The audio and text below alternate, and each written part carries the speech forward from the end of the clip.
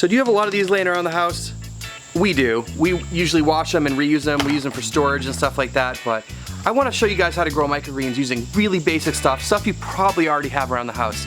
So let's first talk about the gear that you'll need. 2 bottoms and 1 top. Some sort of potting mix, pretty much anything will do. Some microgreen seeds, today we're going to be planting peas.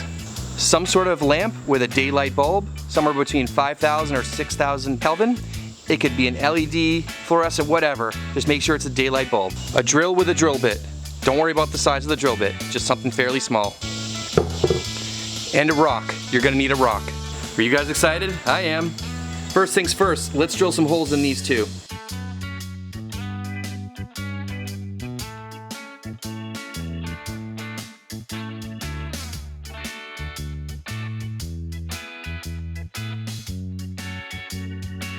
Now that we got our gear all ready, let's get our seeds ready. Some microgreen seeds you need to soak for 6 to 8 hours, or sometimes I just do overnight. I'll do it before I go to bed and then plant the seeds in the morning. Or you can do it in the morning and plant the seeds in the evening. It's up to you, whatever works. So things like pea and sunflower, the bigger seeds you have to soak. If you're doing small stuff like broccoli or radish, things like that, you don't have to soak it. But I'm gonna grow peas today. So let's get these seeds started. So we got our speckled pea, that's what we're gonna grow today. I often grow speckled pea or green pea. And I'm gonna use 1/3 of a cup of seeds. And I'm just gonna put it in another Tupperware here. Soak it in some water. So we'll let this sit for 6 to 8 hours and then we'll plant our seeds. So the seeds have been soaking, let's plant them. Here are the seeds that have been soaking. I'm gonna dump the water out and rinse them once. Could use a strainer, but the hand is pretty effective as well.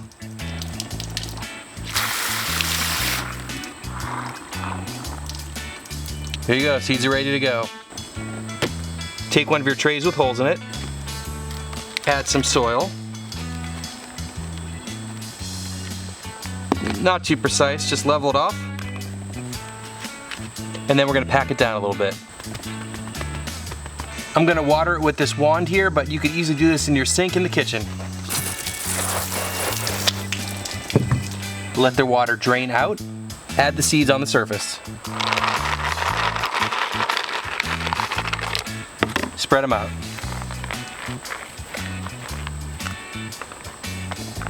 Give it a little bit more water.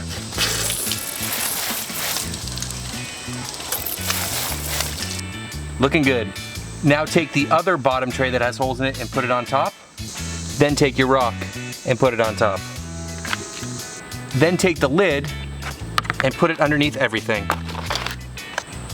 And there you have it.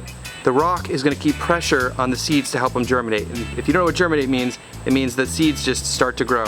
So we're going to put this somewhere inside and out of the way. I'm going to put this on my desk in my office, but it can easily be in your kitchen or wherever else you have space. Just want to keep it at room temperature for a couple days, and we're going to check on it. All right, so here we go. This is 3 days after I planted this, and if I take the top part off here, you can see that the seeds have germinated and they're starting to push up a little bit, and that's perfect. So this is 3 days in, and different kinds of microgreens will grow at different rates, so somewhere between 2 and 4 days. So now what we have to do is keep the light on it, and we're gonna water it.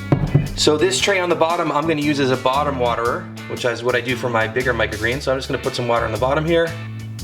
This is really nice because it waters it really evenly and it doesn't get everything wet. All right, so here's that light setup, and I like to leave my light on for about 16 hours a day, so you can just turn it on when you wake up and turn off before you go to bed. Or if you want to be fancy, you could buy a little appliance timer, and that would take all the guesswork out of it.